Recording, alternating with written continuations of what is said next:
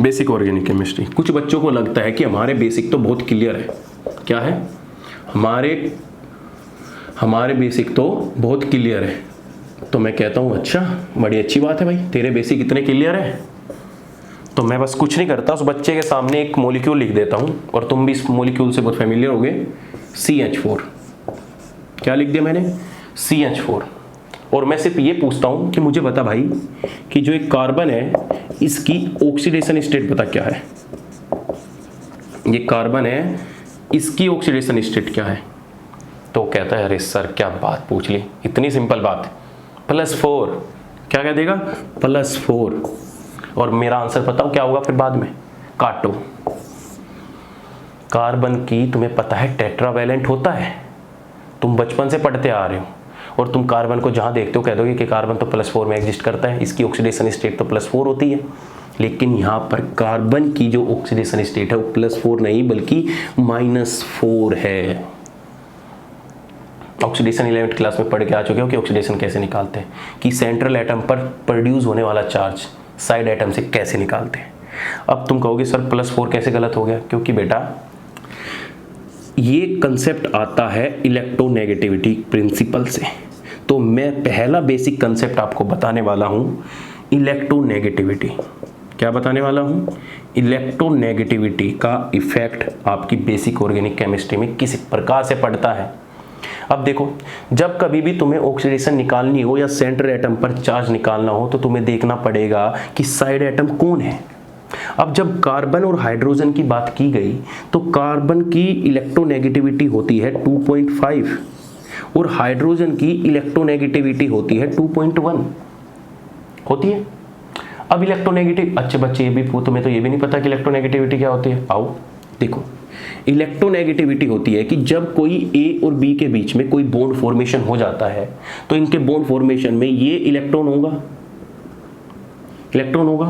तो इन इलेक्ट्रॉन पर किस एटम का होल्ड ज्यादा होगा या tendency to attract shared pair of electron is known as the electronegativity. क्या होती है इलेक्ट्रोनेगेटिविटी? टेंडेंसी ऑफ एटम या element to attract shared pair of electron. क्या? Share pair of electron. जैसे ये बॉन्ड फॉर्मेशन हुआ है, इस बॉन्ड फॉर्मेशन में मैं कह देता हूं कि जो B की इलेक्ट्रोनेगेटिविटी है वो A से ज्यादा है। तो जब B की इलेक्ट्रोनेगेटिविटी A से ज्यादा है तो B अपनी तरफ इलेक्ट्रॉन को खींचेगा। देखो ये शेयर्ड इलेक्ट्रॉन है, इन B का होल्ड इन पे क्या रहेगा? ज्यादा रहेगा कि नहीं रहेगा? तो इसी को हम बोल देते हैं इलेक्ट्रोनेगेटिविटी की जो शेयर्ड इलेक्ट्रॉन होंगे उन पर किस एटम का होल्ड ज्यादा होगा, उसी को हम इलेक्ट्रोनेगेटिविटी का कंसेप्ट दे देते हैं। अब सिंपल सी बात है, जब दो एटम के बीच में B की इलेक्ट्रोनेगेटिविटी ज्यादा है और A की इलेक्ट्रोनेगेटिविटी कम है, तो जब B अपनी तरफ इलेक्ट्रॉन खींचेगा तो उसके ऊपर इलेक्ट्रॉन डेंसिटी आएगी, और इलेक्ट्रॉन डेंसिटी आएगी तो इसका मतलब क्या होता है? नेगेटिव चार्ज आएगा। तो इसलिए जिसकी इलेक्ट्रोनेगेटिविटी हाई होती है उसके ऊपर नेगेटिव चार्ज आता है, और जिसकी इलेक्ट्रोनेगेटिविटी कम होती है उसके ऊपर पॉजिटिव चार्ज आता है। नेगेटिव चार्ज क्यों आया? नेगेटिव चार्ज इसलिए आया क्योंकि B की इलेक्ट्रोनेगेटिविटी हाई थी, इसने इन शेयर्ड पेयर ऑफ इलेक्ट्रॉन को अपने पास खींच लिया, और जब मेरे पास कोई चीज आएगी तो मेरे पास तो बर्डन बढ़ेगा, और बर्डन बढ़ेगा तो मेरे ऊपर एक सहरा लगेगा, और वो सहरा किसका हो जाता है? नेगेटिव चार्ज का। भाई कुछ ना कुछ, अब तुम्हारे पास कुछ एक्स्ट्रा चीज आ रही है तो उसको कैसे ना कैसे दिखाओगे ना शोकेस में। जैसे तुम गाड़ी चलाते हो, जैसे सपोज करो नया फोन आता है तुम्हारे पास, तो नया फोन दिखाओगे, ऐसे बाहर लेके घूम के चलते हो ना, वो क्यों दिखा रहे हो? शोकेस में दिखा रहे हो ना। उससे पहले तो तुम्हारे पास कोई फोन नहीं था, तब तो तुम ऐसे चलते थे, लेकिन जैसे फोन आ गया तो ये भाई टसन में। तो यही चीज होती है चार्ज की। ये B के ऊपर जैसे इलेक्ट्रॉन डेंसिटी आई, इसके ऊपर क्या आ गया? Negative charge. ये नेगेटिव चार्ज क्या रिप्रेजेंट कर रहा है? नेगेटिव चार्ज रिप्रेजेंट कर रहा है, ये नेगेटिव चार्ज क्या रिप्रेजेंट कर रहा है? ये नेगेटिव चार्ज रिप्रेजेंट कर रहा है कि जो इलेक्ट्रॉन डेंसिटी है वो B पर हाई है। क्या है बेटा? नोट्स बनाते रहना, बता रहा हूं मैं, बड़ा भाई समझो या कुछ भी समझो, सर बोलो, कोई फर्क नहीं पड़ता मुझे, लेकिन नोट्स बनाते रहना। तुम जितनी चीजें मैं बता रहा हूँ डिटेल में एक एक चीज नोट्स में लिखते रहना। तुम सोचते हो कि हमने नोट्स PDF में दे रखे हैं, लेकिन अच्छा होगा कि तुम लेक्चर से नोट्स बनाओ, उन नोट्स के भरोसे मत रहो। आराम से जो बातें बता रहा हूँ वो नोट्स बनाओ, क्योंकि नोट्स में जो होते हैं ना पीडीएफ में वो इतने डिटेल में नहीं होंगे, उसमें इतनी चीज़ें नहीं लिखी होती, बस टू द पॉइंट है कि हाँ ये चीज़ें हैं, ये नोट्स है। लेकिन जो लेक्चर से नोट्स बनेंगे वो इंपॉर्टेंट नोट्स बनेंगे। तो यहाँ से इलेक्ट्रोनेगेटिविटी का कंसेप्ट आया। तो इलेक्ट्रोनेगेटिविटी समझ गए कि electronegative shared pair of electron density को अपनी तरफ खींचने की टेंडेंसी, जिसकी इलेक्ट्रोनेगेटिविटी ज़्यादा उस पर नेगेटिव चार्ज और जिसकी इलेक्ट्रोनेगेटिविटी कम उसके ऊपर पॉजिटिव चार्ज। तो आओ बात करते हैं। तुम्हें पता है कि पूरी पीरियोडिक टेबल में जो मोस्ट इलेक्ट्रोनेगेटिव एलिमेंट होते हैं वो कौन सा होता है? भैया फ्लोरीन होता है, भैया नाइट्रोजन होता है, भैया ऑक्सीजन होता है और क्लोरीन होता है। ये सारे के सारे मोस्ट इलेक्ट्रोनेगेटिव एलिमेंट आते हैं। क्यों? क्योंकि इनके पास टेंडेंसी है कि shared pair of electron density को अपनी तरफ खींच सके, और जब खींचेंगे तो इनके ऊपर कैसा आता है? नेगेटिव चार्ज आता है। तो अगर मैं इनकी मैग्नीट्यूड में बात करूँ ना, मैग्नीट्यूड बोले तो एक न्यूमेरिकल फॉर्म में बात करूँ ना कि इनकी एक्सपेरिमेंटल वैल्यू इलेक्ट्रोनेगेटिविटी कैसे आते हैं, वो इलेक्ट्रोनेगेटिविटी स्केल से निकालते हैं। तुमने 11th क्लास में भी पढ़ा होगा इलेक्ट्रोनेगेटिविटी स्केल, वो कैसे निकालते हैं वो मैं यहाँ डिस्कस नहीं कर रहा, लेकिन इनकी न्यूमेरिकल वैल्यू बता देता हूँ कि जो फ्लोरीन होता है इसकी इलेक्ट्रोनेगेटिविटी होती है 4.0, और जो फिर ऑक्सीजन होता है इसकी इलेक्ट्रोनेगेटिविटी होती है 3.5, जो नाइट्रोजन होता है इसकी इलेक्ट्रोनेगेटिविटी होती है 3.0, और जो क्लोरीन होता है इसकी इलेक्ट्रोनेगेटिविटी भी अप्रोक्स 3.0 होती है, या मैं 2.99 बोल देता हूं। नाइट्रोजन ज्यादा इलेक्ट्रोनेगेटिव है क्लोरीन से। सिंपल है। और तीसरी बात, ऑक्सीजन हो गया, नाइट्रोजन हो गया, फ्लोरीन हो गया, क्लोरीन हो गया। दो एटम की और बात करनी है तुम्हें। एक होता है हाइड्रोजन जो तुम सबसे ज्यादा यूज करते हो, और एक होता है कार्बन। एक कार्बन और एक हाइड्रोजन। तो जो कार्बन की इलेक्ट्रोनेगेटिविटी होती है वो होती है 2.5, और जो हाइड्रोजन की इलेक्ट्रोनेगेटिविटी होती है वो होती है 2.1। अब अगर मैं इन सारे एटम को अरेंज कर दूं इलेक्ट्रोनेगेटिव के हिसाब से, तो सबसे कैसे अरेंज करेंगे? सबसे पहले क्या आएगा? फ्लोरीन की सबसे ज़्यादा इलेक्ट्रोनेगेटिव, फिर ऑक्सीजन, फिर नाइट्रोजन, फिर क्लोरीन, फिर कार्बन और फिर हाइड्रोजन। लो भैया ये तुम्हारा इलेक्ट्रोनेगेटिव आ गया। सिंपल सी बात है। अब आते हैं जो मैं पहला क्वेश्चन तुमसे पूछा था, मैंने CH4 मॉलिक्यूल लिखा था और तुमसे पूछा था कि बता कार्बन की ऑक्सीडेशन स्टेट क्या है, और तुमने देख के फटाफट +4 लगा दिया, क्योंकि तुमने चीजें रट रखी है +4। वो +4 बेटा तब होती है जब साइड में कार्बन से ज्यादा इलेक्ट्रोनेगेटिव एटम आता है। समझे कैसे? अब देखो, इस कार्बन की इलेक्ट्रोनेगेटिविटी होगी 2.5 और फ्लोरीन की इलेक्ट्रोनेगेटिविटी होगी 4.0। अब इनके बीच में इलेक्ट्रॉन डेंसिटी शेयर हो रही है। क्या हो रही है? Electron density. तो फ्लोरीन की इलेक्ट्रोनेगेटिविटी जाता है, ये जल्दी से इस इलेक्ट्रॉन डेंसिटी को अपनी तरफ खींच लेगा, और खींच लेगा तो फ्लोरीन के ऊपर नेगेटिव चार्ज आएगा और कार्बन के ऊपर कैसा चार्ज आ जाएगा? पॉजिटिव चार्ज आएगा कि नहीं आएगा? ऐसे ही ये तो एक फ्लोरीन ने खींचा, पर इसके पास तो 4 फ्लोरीन है। इधर से फिर ये फ्लोरीन खींचेगा, इसके ऊपर नेगेटिव चार्ज, फिर से इसके ऊपर पॉजिटिव चार्ज। फ्लोरीन फिर से इधर खींचा, इसके ऊपर नेगेटिव, इसके ऊपर पॉजिटिव, इसने भी खींचा, इसके ऊपर पॉजिटिव। तो टोटल मुझे बताओ कार्बन पर कितना पॉजिटिव चार्ज आ गया? +4 चार्ज आ गया। कितना आ गया? +4 चार्ज आ गया। लेकिन ये +4 चार्ज कब आया? देखो ये +4 चार्ज कब आया? जब हमारे साइड एटम की इलेक्ट्रोनेगेटिविटी ज्यादा थी सेंट्रल एटम से। लेकिन जब हम CH4 के पास गए, CH4 में हमने देखा कि हाइड्रोजन की इलेक्ट्रोनेगेटिविटी 2.1 है और कार्बन की इलेक्ट्रोनेगेटिविटी 2.5 है। तो सिंपल सी बात है कि जब इनके बीच में इलेक्ट्रॉन डेंसिटी शेयर हुई होगी तो सबसे ज्यादा इन इलेक्ट्रॉन डेंसिटी पर या इन इलेक्ट्रॉन पर किसका होल्ड ज्यादा रहेगा? अरे ये तो ताकत होती है। देखो दो आदमी है, तुम देखते हो ना रस्सा खींचते हो, रस्से के बीच में इस तरीके से एक रुमाल लटका देते हैं, उधर से एक बंदा एक इधर से बंदा, जो बीच में रुमाल है वो इलेक्ट्रॉन है, इधर एक बंदा है एक उधर बंदा है। अगर जो बंदा स्ट्रॉन्ग होगा, जिसके पास ज्यादा पावर होगी खींचने की, तो वो जल्दी उसको रुमाल को अपनी तरफ खींच लेगा, तो उसी को हम बोल देते हैं इलेक्ट्रॉन डेंसिटी। क्योंकि इन दोनों के बीच में इनिशियली तो बीच में थी ना, ये शेयर थी, लेकिन जैसे ही तुम पावर लगाने की कोशिश करोगे, इधर से ये लगाएगा उधर से वो लगाएगा, तो जिसकी पावर ज्यादा वो खींच लेगा, और जो खींच लेगा तो उसके पास ये आ जाएगा। सिंपल है, ये इलेक्ट्रोनेगेटिविटी का फंडा है। इसने जैसे कार्बन और हाइड्रोजन की बात करें तो हाइड्रोजन पे 2.1 था, इसकी 2.5, तो कार्बन की इलेक्ट्रोनेगेटिविटी ज्यादा है, और ज्यादा है तो ये हाइड्रोजन से इलेक्ट्रोन डेंसिटी खींचेगा, और खींचेगा तो इसके ऊपर कैसा चार्ज आएगा? जब इलेक्ट्रॉन डेंसिटी अपने पास आएगी तो हमारे ऊपर आएगा -1 चार्ज। एक बॉन्ड से खींच रहा है ना, तो एक बॉन्ड से -1, हाइड्रोजन से खींचेगा तो एक, इस हाइड्रोजन से खींचेगा -1, इससे खींचेगा -1, तो टोटल ओवरऑल कितना चार्ज आ चुका है? -4। आया कि नहीं आया समझ में? बताओ। अरे कंसेप्ट समझ में आया कि नहीं आया इलेक्ट्रोनेगेटिविटी का? तो समझे इलेक्ट्रोनेगेटिविटी। अब तुम कोई भी क्वेश्चन हो इलेक्ट्रोनेगेटिविटी समझ लोगे। अब कहोगे सर क्या पढ़ा रहे हो आप, इलेक्ट्रोनेगेटिविटी कहाँ यूज़ होगी? बेटा ये इलेक्ट्रोनेगेटिविटी बहुत यूज़ होने वाली है आगे। हाइड्रोजन बॉन्डिंग में यूज़ होगी, जो सोलिबिलिटी देखते हो ना उसमें यूज़ होगी, मेल्टिंग पॉइंट देखते हो उसमें यूज़ होगी, बेसिसिटी एसिडिटी निकालते हो ना उसमें यूज़ होगी, क्योंकि इसी इलेक्ट्रोनेगेटिविटी के ऊपर ही तो इंडक्टिव इफेक्ट सारे लगते हैं। जब तक तुम्हें इलेक्ट्रोनेगेटिविटी नहीं पता होगा तो इंडक्टिव इफेक्ट कैसे पढ़ पाओगे? तभी तो तुम क्या करते हो, इंडक्टिव इफेक्ट रटने लगते हो। देखते हो ना बेंजीन रिंग में कौन सा ऑर्थो डायरेक्टिंग होगा, कौन सा मेटा डायरेक्टिंग होगा, कौन सा पैरा डायरेक्टिंग होगा, तो ऊपर लगे हुए ग्रुप में तुम एटॉमिक नंबर से डिसाइड करते हो, ना कि उसके नेचर से डिसाइड करते हो। तो आज की इस क्लास में मैं तुम्हें इलेक्ट्रोनेगेटिविटी पूरा एक्सप्लेन करूंगा, फिर उसका जो प्रिंसिपल है या उसकी जो एप्लीकेशन पार्ट है वो नेक्स्ट लेक्चर में मैं एक्सप्लेन करूंगा। तो इलेक्ट्रोनेगेटिविटी समझे तो बेटा मुझे बताओ कि इन कार्बन की इलेक्ट्रोनेगेटिविटी क्या होगी, या इन कार्बन पर कितना ज़्यादा चार्ज होगा। जैसे ये हाइड्रोजन हो गया, ये हाइड्रोजन हो गया, ये हाइड्रोजन हो गया, ये फ्लोरीन हो गया। बताइए इस कार्बन के ऊपर कितना चार्ज आएगा?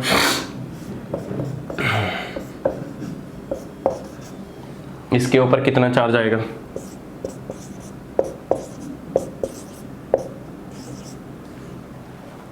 बताओ हर किसी का।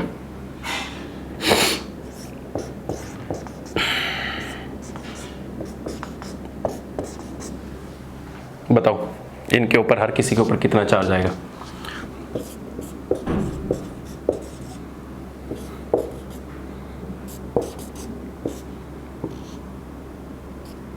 बताओ कार्बन के ऊपर कितना चार्ज आएगा? सिंपल सा इलेक्ट्रोनेगेटिविटी, अभी चार्ज सेपरेशन बता रहा हूं तुम्हें, फिर हमें तुम्हें बताएंगे आगे। तो कुछ नहीं करना, सिंपल है। फ्लोरीन है ज़्यादा इलेक्ट्रोनेगेटिव है, तो फ्लोरीन अपनी तरफ इलेक्ट्रॉन डेंसिटी खींचेगा तो कार्बन पे कैसा चार्ज दिखाएगा? +1। 1 + 1 आ गया। अब देखो हाइड्रोजन की इलेक्ट्रोनेगेटिविटी तो तुम्हें पता है 2.1 होती है, और कार्बन की तुम्हें पता है 2.5 होती है, और फ्लोरीन की तुम्हें पता है 4.0 होती है। याद रखने की जरूरत नहीं है मैग्नीट्यूड, ये तो मैं तुम्हें बता दिया कि तुम्हें मैग्नीट्यूड में चीज़ें पता होती है ना तो तुम्हें जल्दी याद रहती है। जैसे पैसे रखो, पैसे तुम्हें पता है कि 5 लाख रुपए, तो तुम्हें याद रहेगा कि हाँ 5 लाख रुपए, लेकिन नहीं होगा वहाँ पे ये बोल दे कि हाँ अरे बहुत सारे पैसे हैं, तो बहुत सारे होते हैं। क्या मतलब बहुत सारे? तो 1 लाख भी हो सकता है, 2 लाख भी हो सकता है, 5 लाख भी हो सकते हैं, 10 लाख भी हो सकते हैं। तो इसलिए एक मैग्नीट्यूड और एक स्पेसिफिक वैल्यू डिफाइन करनी जरूरी होती है, और यही इसकी एक्चुअल वैल्यू होती है। अब देखो हाइड्रोजन क्या है, लेस इलेक्ट्रोनेगेटिव है, तो यहाँ पे हाइड्रोजन की वजह से क्या आ जाएगा? -K1। यहाँ पे क्या आ जाएगा? -K1। यहाँ पे क्या आ जाएगा? -K1। अब देखो इस कार्बन के पास क्या है, इस कार्बन के पास 3 नेगेटिव आया, 1 पॉजिटिव आया, तो 1 नेगेटिव से 1 पॉजिटिव कटा, तो टोटल इस कार्बन पर कैसा कितना चार्ज आ गया? -K2 आ गया। आ गया कि नहीं आ गया? आओ इसकी बात करें। ये ऑक्सीजन है, इसलिए मैं इंपॉर्टेंट एग्जांपल लिया है।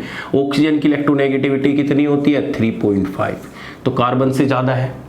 अब इसमें इलेक्ट्रॉन डेंसिटी 2 बॉन्ड से शेयर हो रखी है, एक इस बॉन्ड में भी इलेक्ट्रॉन डेंसिटी है, एक इस बॉन्ड में भी इलेक्ट्रॉन डेंसिटी है, पहला सिग्मा और दूसरा पाई। बात ठीक है। तो अब ये 2 बॉन्ड से इलेक्ट्रॉन डेंसिटी खींच रहा होगा, तो सिंपल सी बात है, अगर इस बॉन्ड से खींचेगा तो इसके ऊपर -1 चार्ज आएगा, कार्बन के ऊपर कैसा आएगा? +K1। फिर इस बॉन्ड से खींचेगा, इसके ऊपर -1 चार्ज आएगा, इसके ऊपर कैसा आएगा? +1 चार्ज आएगा कि नहीं आएगा? अब हाइड्रोजन से खींचेगा तो हाइड्रोजन की वजह से -1, और इस हाइड्रोजन की वजह से क्या आ जाएगा? -1। तो अगर हम इस कार्बन पर ओवरऑल देख लेते हैं तो कैसा चार्ज आ जाता है? 0 चार्ज आ जाता है। आ जाएगा नहीं आ जाएगा? सिंपल सी बात है। ऑक्सीजन ऊपर लगी है तो ऑक्सीजन ऊपर लगेगी, तो ऑक्सीजन पे यहाँ पे कैसा आएगा? -1, यहाँ पे क्या आएगा? +1, यहाँ पे -1, माइनस, तो सिंपल सी बात है, माइनस माइनस तो ओवरऑल कितना हो जाएगा? 3 में से 1 माइनस कट जाएगा, तो -K2 आ जाएगा। ऐसे इसमें देखो क्लोरीन में CCl4 कार्बन टेट्राक्लोराइड। अब देखो क्लोरीन की इलेक्ट्रोनेगेटिविटी हाई, तो 1+ चार्ज यहाँ पे आया, 1+ चार्ज यहाँ पे आया, 1+ चार्ज यहाँ पे आया, 1+ चार्ज यहाँ पे आया, तो टोटल चार्ज कितना हो गया? +4 चार्ज। इसका कर लोगे नाइट्रोजन नेगेटिव, तो यहाँ पे पॉजिटिव, इसका नेगेटिव नेगेटिव नेगेटिव, तो करा कि नहीं करा? तो समझे चीजें किस तरीके से होती है। तो ये थी इलेक्ट्रोनेगेटिविटी, जो शेयर्ड इलेक्ट्रॉन डेंसिटी को अपनी तरफ खींच लेता है। अब इसका एप्लीकेशन पार्ट क्या है इलेक्ट्रोनेगेटिविटी का? इसका बहुत ज़्यादा एप्लीकेशन पार्ट है। एप्लीकेशन पार्ट ये है कि कोई भी केमिस्ट्री में अगर इलेक्ट्रॉनिक इफेक्ट लगते हैं तो वो इसी इलेक्ट्रोनेगेटिविटी डिफरेंस की वजह से लगते हैं। अच्छा एक बात बताओ, चलो मुझे बताओ कि अगर ये ऑक्सीजन है और इसके साथ ये ऑक्सीजन अटैच है, तो इन ऑक्सीजन पर टोटल चार्ज कितना है? Total charge? 0। क्यों, कैसे पता लगा? क्योंकि भाई इस ऑक्सीजन की भी इलेक्ट्रोनेगेटिविटी 2.5 है और इस ऑक्सीजन की भी इलेक्ट्रोनेगेटिविटी 2.5 है, तो 2.5 दोनों इक्वल है, तो टोटल ओवरऑल चार्ज क्या हो जाएगा? 0 हो जाएगा। जितने भी होमो एटम होते हैं ना, होमो एटम बोले तो डाई एटॉमिक, जो सेम टाइप के होते हैं, जैसे H2 हुआ, जैसे नाइट्रोजन हुआ, जैसे O2 हुआ, इन सब के ऊपर जो चार्ज होता है ना वो कितना होता है? 0 हुआ। जैसे क्लोराइड हुआ, जैसे Br2 हुआ, जैसे I2 हुआ, इन सब के ऊपर जो ओवरऑल चार्ज होता है वो 0 होता है। क्यों होता है? क्योंकि दोनों की इलेक्ट्रोनेगेटिविटी सेम है। अब इन सारी इलेक्ट्रोनेगेटिविटी का इफेक्ट हमें देखने को मिलता है रिएक्शंस में। बस एक कंसेप्ट पढ़ा के आज की क्लास को खत्म करते हैं। कैसे? जैसे देखो, दुनिया में कोई भी रिएक्शन अगर तुम करा रहे हो, चाहे इनऑर्गेनिक हो या ऑर्गेनिक हो या फिजिकल हो, फिजिकल में भी रिएक्शन होती है मेरे भाई, कोई भी रिएक्शन तुम करा रहे हो तो उसमें हमेशा क्या होता है? एक रिएक्टेंट होता है। एक क्या होता है? रिएक्टेंट होता है। और एक हमारा क्या होगा? कोई ना कोई रिएजेंट गिवन होगा। क्या होगा? कोई ना कोई रिएजेंट होगा सामने से, और फिर तुम्हें क्या मिल रहा होगा? प्रोडक्ट मिल रहा होगा। ठीक है, सिंपल सी यही रिएक्शन होती है। रिएक्टेंट कोई भी अगर तुम्हारा है जिससे हमें प्रोडक्ट बनाना है, रिएजेंट वो है जो रिएक्शन को मूव कराता है, रिएक्शन को मूव कराएगा कि उसे क्या बनना है, क्या बनाना है। तो ये सारी की सारी दोनों चीजें, रिएक्टेंट हमारा इलेक्ट्रॉन डेफिशिएंट है कि इलेक्ट्रॉन रिच है, क्या समझे? कि रिएक्टेंट हमारा इलेक्ट्रॉन डेफिशिएंट है, इलेक्ट्रॉन रिच है, इसके ऊपर किसका अटैक होगा, वो चीजें हमें इलेक्ट्रॉनिक इफेक्ट से पता लगती है। किससे पता लगती है? इलेक्ट्रॉनिक इफेक्ट से। वो इलेक्ट्रॉनिक इफेक्ट, अगर सपोज करो इस रिएक्टेंट में मोर इलेक्ट्रोनेगेटिव एटम प्रेजेंट है, तो मोर इलेक्ट्रोनेगेटिव एटम प्रेजेंट है, सपोज करो एक कार्बन है, कार्बन की चेन है और इसके पास मोर इलेक्ट्रोनेगेटिव एटम प्रेजेंट है फ्लोरीन, तो उसने इस कार्बन पर पॉजिटिव चार्ज बढ़ा दिया। अब ये हमारा रिएक्टेंट का काम है। अब हमें रिएजेंट का अटैक इसके ऊपर कराना है, तो अब रिएजेंट ये डिसाइड करेगा कि सामने कैसा चार्ज है। अगर सामने पॉजिटिव चार्ज है तो वो यहाँ पे अटैक करने के लिए न्यूक्लियोफाइल को भेजेगा, अगर यहां पर नेगेटिव चार्ज होता तो वो अटैक करने के लिए इलेक्ट्रोफाइल को भेजता। तो हमारी बहुत सारी चीजें हैं। हमें ये भी देखना है कि जो रिएक्टेंट होता है इसमें कौन कौन से इलेक्ट्रॉनिक इफेक्ट लगते हैं, जिसमें हम पहले पढ़ेंगे इंडक्टिव इफेक्ट, उसी में आ जाता है हमारा हाइपर कंजुगेशन इफेक्ट, और उसी में ही रेजोनेंस की रेजोनेंस क्या होती है, मेसोमेरिक इफेक्ट क्या होते हैं। ये सारे के सारे इलेक्ट्रॉनिक इफेक्ट जो हमारे रिएक्टेंट में लगते हैं, जो हमारी रिएक्टेंट से रिएक्शन मूव होती है उसको डिसाइड करते हैं, वो सब हम पढ़ने वाले हैं। और रिएजेंट में हम रिएजेंट का नेचर पढ़ेंगे। नेचर बोले तो कि वो किस तरीके से अटैक करेगा, कि वो न्यूक्लियोफाइल होगा या हमारा इलेक्ट्रोफाइल होगा। अब तुमने ये दो वर्ड भी अलग सुन लिए होंगे, न्यूक्लियोफाइल और इलेक्ट्रोफाइल। न्यूक्लियोफाइल के ऊपर तुम्हें कैसा चार्ज दिख रहा है? Negative charge. इसका मतलब न्यूक्लियोफाइल वो होता है जो इलेक्ट्रॉन रिच होता है, जिसके पास इलेक्ट्रॉन डेंसिटी हाई होती है। कैसी? इलेक्ट्रॉन डेंसिटी हाई होती है। और इलेक्ट्रोफाइल के ऊपर तुम्हें कैसा चार्ज दिख रहा है? Positive charge. और पॉजिटिव चार्ज का मतलब क्या होता है भाई? इलेक्ट्रॉन डेफिशिएंट होता है कि नहीं होता? देखो सारी चीजें बता रखी है ना पहले, पॉजिटिव और नेगेटिव चार्ज का मतलब, और यही सारी चीजें याद होगी, हर एक चीज एक दूसरे से कनेक्ट होगी। देखो तुम कैसे सीढ़ी चढ़ते चले जाते हो, मजा आ जाएगा तुम्हारा। तो पॉजिटिव चार्ज का मतलब क्या हो गया? Electron deficient. तो वो हर एक एटम जिसके पास इलेक्ट्रॉन की टेंडेंसी या इलेक्ट्रॉन खाने की टेंडेंसी नहीं है, उसको हम क्या बोल देंगे? क्या बोल देंगे? इलेक्ट्रोफाइल बोल देंगे। तो सिंपल सा, जितना ज़्यादा इलेक्ट्रॉन डेफिशिएंट वो इलेक्ट्रोफाइल, और जो इलेक्ट्रॉन रिच है उसको हम न्यूक्लियोफाइल बोलेंगे। तो आराम से नेक्स्ट क्लास में पूरा डिटेल में डिस्कस करेंगे कि किस तरीके से कौन सा इलेक्ट्रॉनिक इफेक्ट होता है, उसका एप्लीकेशन पार्ट क्या है, उसका एसिडिक पे क्या भी पता लगता है, उससे बेसिसिटी पे क्या इफेक्ट पड़ता है। सिंपल है। तो मुझे आपके बेसिक कंसेप्ट कराने में अप्रोक्स 6 to 8 आवर लगेंगे कंप्लीट, या इससे ज़्यादा भी लग सकते हैं, 10 से ज़्यादा नहीं लगेंगे, लेकिन आपके बेसिक कंसेप्ट क्लियर हो जाएंगे। तुम समझ जाओगे कि किस तरीके से रिएक्शन चलेगी, तुम्हें फिर कन्वर्जन इन सब में कोई प्रॉब्लम नहीं आएगी, तुम्हें पहले से ही पता होगा। कोई क्वेश्चन अगर बाहर से भी उठ के आ जाता है ना, तुम उसके ऊपर भी सोच लोगे कि हाँ इसमें ये इफेक्ट लग रहा होगा।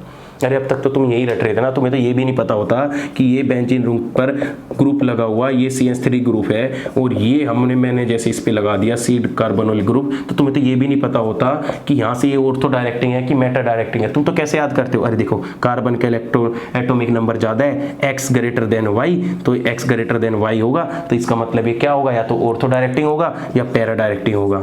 और दूसरा तुम क्या याद रखते हो कि देखो कार्बन है, कार्बन का एटॉमिक नंबर सपोज X करो, ऑक्सीजन का क्या Y मान लो, क्योंकि इसमें Y ग्रेटर देन X है इसलिए मेटा डायरेक्टिंग होगा। अरे करना ही क्यों है भाई मेटा डायरेक्टिंग ऑर्थो डायरेक्टिंग, बिल्कुल तुम्हें समझाऊंगा क्यों ऑर्थो डायरेक्टिंग होता है, क्यों मेटा डायरेक्टिंग। एक्स वाई का क्या झंझट याद रखना, कब तक याद रखोगे, ऐसे ऐसे ग्रुप है तुम भूल पता भी नहीं लग पाओगे कि एक्स वाई ये ऑर्थो डायरेक्टिंग ले या मेटा डायरेक्टिंग ले, समझे।